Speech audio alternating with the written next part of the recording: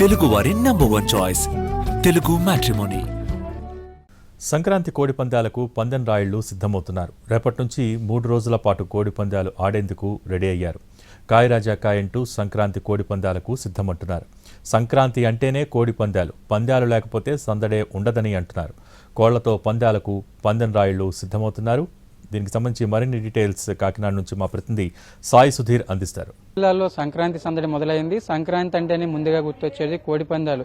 ఈ కోడి పందాలకు సంబంధించి ఇప్పటికే బరులు సిద్ధమయ్యాయి. ఎక్కడికక్కడ బారికేడ్లు, ఫినిషింగ్లు ఏర్పాటు చేశారు. వీఐపీలు, వివిఐపీలు, నార్మల్ పబ్లిక్ చూడడానికి తగ్గట్టుగా కూడా ప్రత్యేకంగా జోన్లు ఏర్పాటు చేసి కోడి పందాలకు సంబంధించి బరులు సిద్ధం చేశారు. ఈ బరుల్లోనే రేపటి నుంచి 3 రోజుల పాటు కోడి పందాలు జరగనున్నాయి. కోడి పందాలకు సంబంధించి ఫ్లడ్ లైట్లు కూడా ఏర్పాటు చేశారు. అంటే రోజుకి 20 పందాలు జరుగుతాయి. ఫ్లడ్ లైట్లకు సంబంధించి ఒకవేళ నైట్ లేట్ అయినప్పటికీ కూడా ఫ్లడ్ లైట్ల వెలుగులో కోడి పందాలు జరిగేలాగా నిర్వాహకులు ప్రత్యేకంగా ఏర్పాటు చేశారు. ఇప్పటికే బరిని దాదాపు సిద్ధం చేశారు.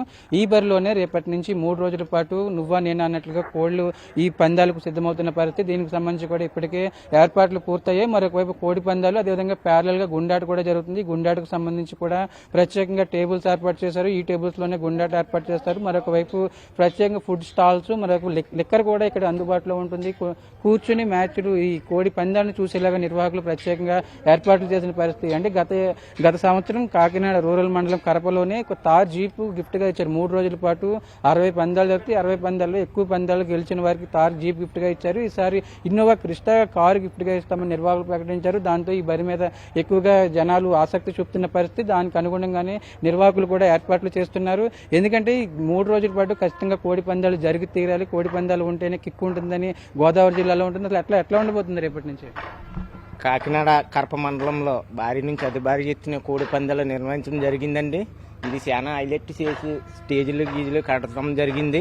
ఫ్యామిలీ మెంబర్స్ అందరూ వచ్చి జాగ్రత్తగా చూసి వెళ్ళిలా ఏ ఇబ్బంది జరగకుండా ఏర్పాట్లు చేసామండి.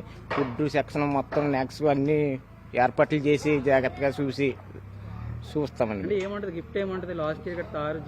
ఇనోవా కార్ అండి, ఇనోవా కార్ గిఫ్ట్ కింద ఇచ్చామండి. అంటే 3 రోజులు అండి. రోజుకి 21 పందాలు జరుగుతాయండి. 3 రోజులని 63 పందాలండి. ఎవరి పందాలు ఎక్కువైతే వాళ్ళకి ఇన్నోవా కారు ఇస్తున్నామండి.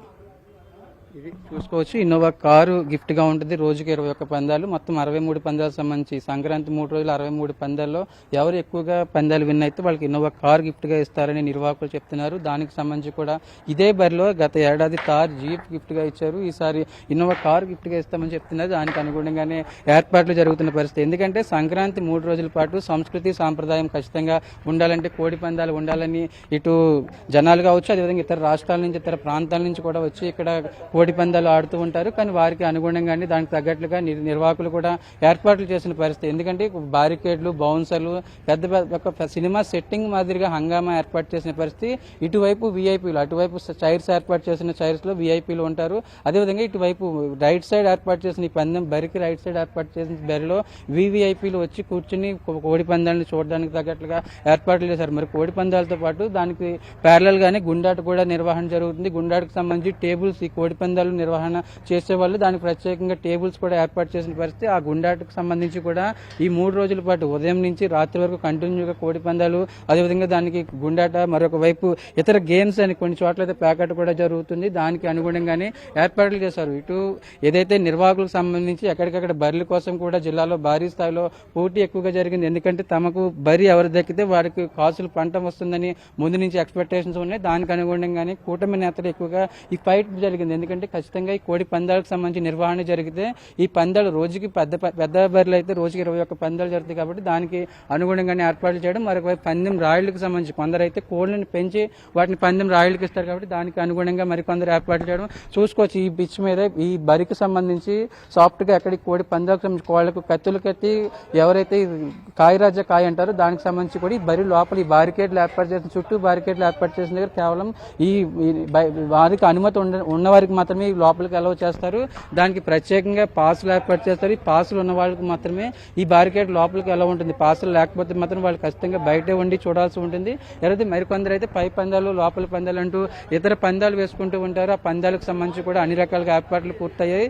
రేపు ఉదయం 10 గంటల నుంచి కూడా కోడి పందాల హంగామా గోదావరి జిల్లాలో మొదలు కానుంది భోగి. అదేవిధంగా ఈ బరికి సంబంధించి కూడా ఒక కారు, క్రిప్టా కారు గిఫ్ట్ గా పెట్టారు. కాబట్టి దానికి సంబంధించి కూడా ఇక్కడ ఎక్కువగా ఫోకస్ కనిపిస్తుంది.